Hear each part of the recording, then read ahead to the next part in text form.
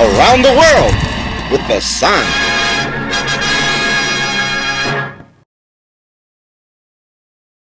We wanted to enter LA with the right style, but we faced a serious engineering problem. 2 weeks, that's a weak point, exactly there. No way. And that takes time. We don't have time. The discussion on how to solve it almost tore the team apart. Here.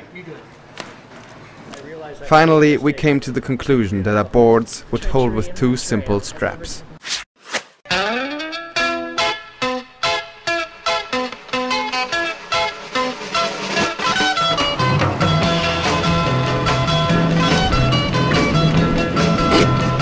Thanks to this German engineering, we've really accomplished the impossible, bringing these 2 surfboards down to Venice Beach for a little splish splash.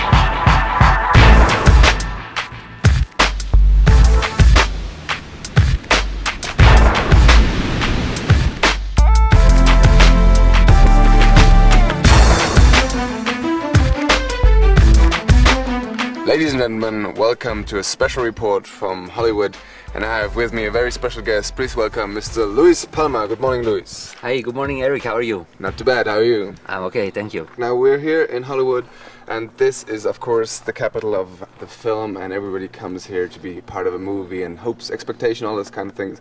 What happened to the Solartaxi here in Hollywood? We came here without any expectations, and nobody knew about the Solartaxi when we came here.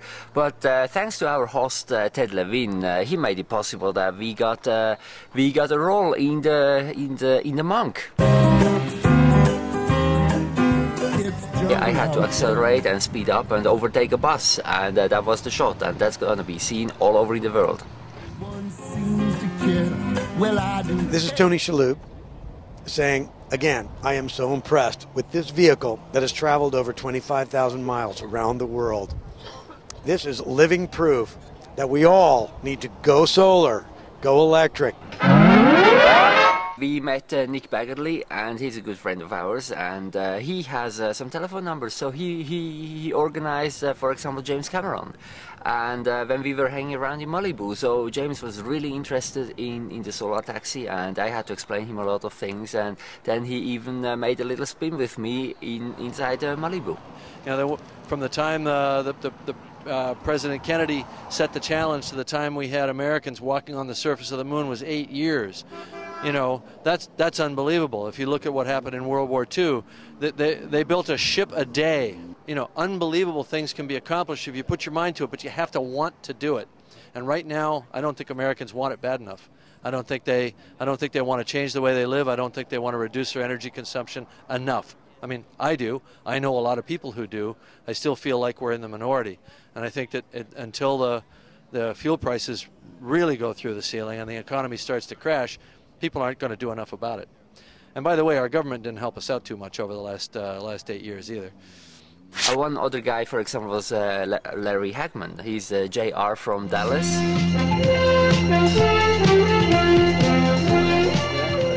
Okay. Great. All right. Oh my God, I don't want to die. I don't want to die. I have solar energy in my home, and I could have this car, and I could go back and forth, and it wouldn't cost me a penny. I like that. I think you'd like it too.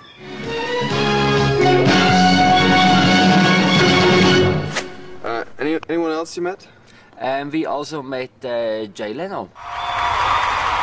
He was a really nice guy. He drove the car around in Burbank, and then he even showed us his big car collection. Lotus, McLaren. This is electric, huh? Right? No. You know, the trouble with electric cars is the trouble you have with a veggie burger. It looks like a hamburger until you bite into it, and it's not quite as tasty or as juicy. You know, I have friends that they take Volkswagens and they convert them to electric. So they've made it slower, less safe, not as much distance. What have you gained? You haven't gained anything, you know. It's like the trick is not to make it look like a Volkswagen. The trick is to make it look like something else. Yeah. You know, it's like a veggie burger. Oh, it looks just like a hamburger. Oh, this is pretty dry. Don't make it look like a hamburger. Make it look. That's what I liked about the EV1. It looked like an electric car. It was like the first American electric car that was an electric car. So what's next, Luis? We're going now to Las Vegas.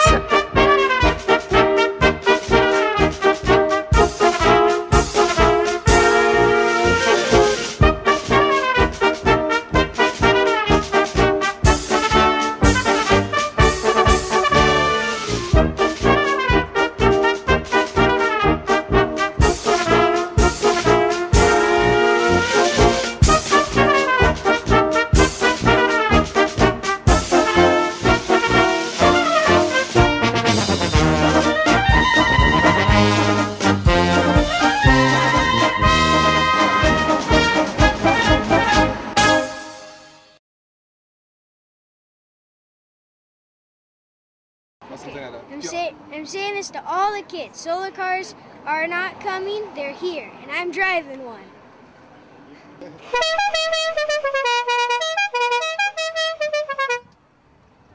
That was fun. In the early teens, families did not let their daughters go out with men that had two-seater cars, because guys would take girls off the farm and have sex with them and leave them in the woods, whatever it was.